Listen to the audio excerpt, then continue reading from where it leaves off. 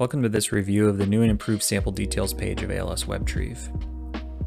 On the top you'll see action buttons, which are grouped based on their function, and these buttons apply to the sample that's highlighted below.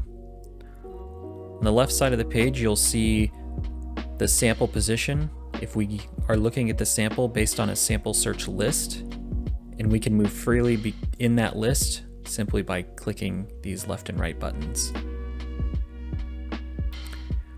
Below we see the diagnosis for the highlighted sample, and below that we see the equipment details as well as the current default fluid for the sample point.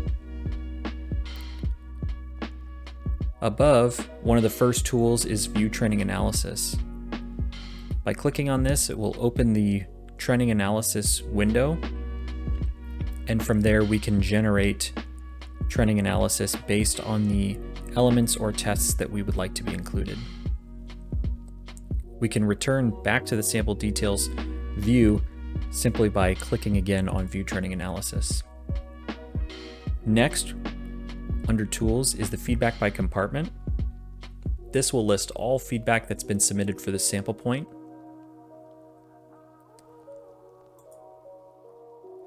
Next, we have Sample Actions, and these apply to the highlighted samples below individually.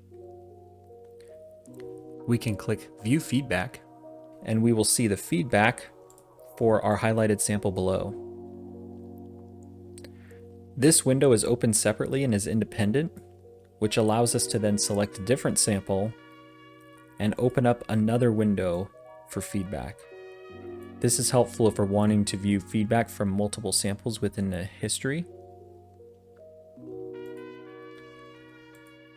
Next, within the sample actions is the diagnosis, and this has the same functionality where it is opened in a different window. So we can review diagnosis for this historical sample.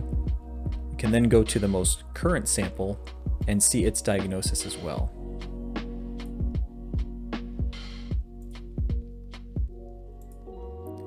Next is the View Sample Images. If your sample did include images, you'd be able to click on this and see them here.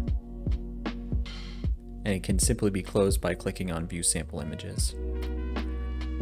The sample details view has been improved to show 10 samples by default, but if there are more historical samples, you'll see an indicator here on the right, this blue button.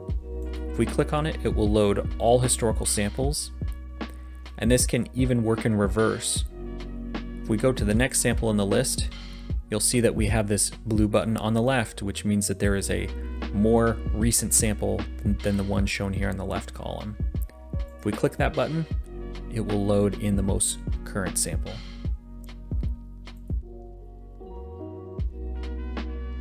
Returning to this list, by clicking on the feedback history, this will load us to the feedback search window.